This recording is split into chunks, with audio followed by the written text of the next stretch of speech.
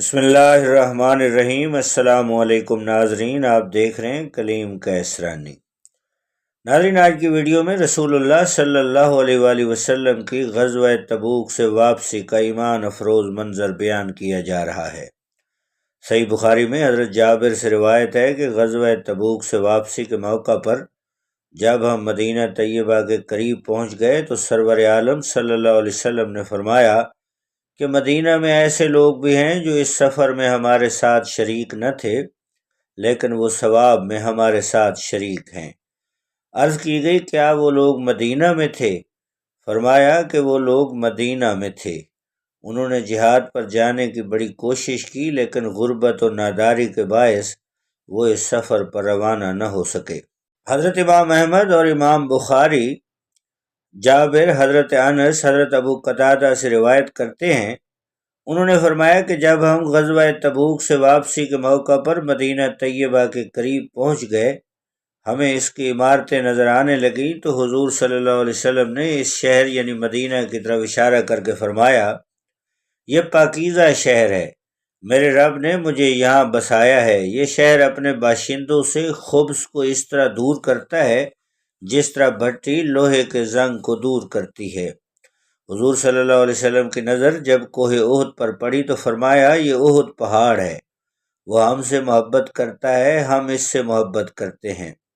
صحیح بخاری اور دیگر کتب سیاح میں حضرت صاحب بن یزید سے مروی ہے، آپ نے فرمایا، مجھے یاد ہے جس روز رحمت عالم صلی اللہ علیہ وسلم تبوک سے واپس تشریف لائے تو میں بچوں کے ساتھ نبی کریم صلی اللہ علیہ وسلم کے استقبال کے لیے ثنیۃ الوداع تک آیا تھا۔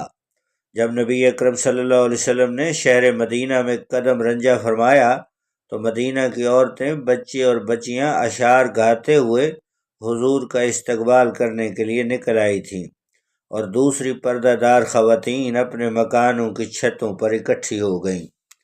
رحمت عالم کا معمول مبارک تھا کہ جب کسی سفر سے واپس تشریف لاتے تو پہلے اپنے کاشان اقدس میں قدم رنجہ نہ فرماتے، بلکہ اللہ کے گھر میں حاضر ہوتے اور 2 نفل ادا کرتے تھے۔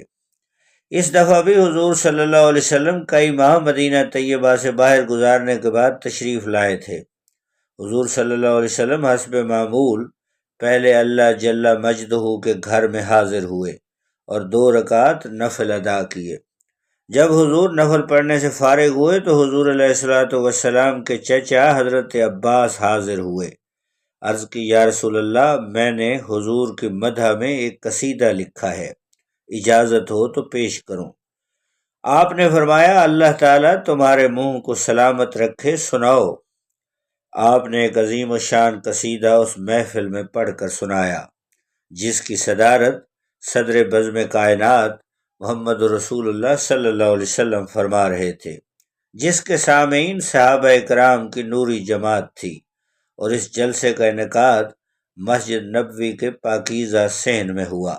اس قصیدے کے چند اشعار کا ترجمہ آپ بھی سماعت فرمائیں تاکہ آپ کو علم ہو جائے کہ شمع جمال مصطفی کے پروانے کس پیار و محبت سے اپنے محبوب کی ثنا خوانی کیا کرتے تھے اور کس عزت و احترام کے ساتھ اپنے حبیب کریم علیہ الصلاۃ والتسلیم کی تشریف آوری کا تذکرہ کیا کرتے تھے۔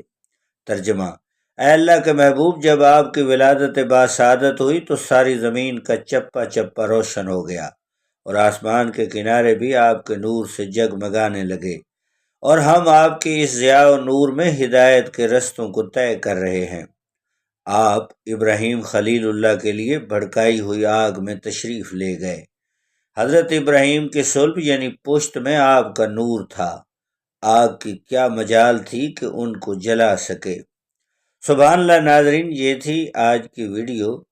اس طرح کی اسلامی ایمان افروز ویڈیوز کے لیے آپ سے گزارش ہے کہ جو دوست اس چینل پر نئے ہیں وہ ہمارے اس چینل کو سبسکرائب کریں، بیل آئیکن کو پریس کریں۔ بہت شکریہ۔ اللہ حافظ۔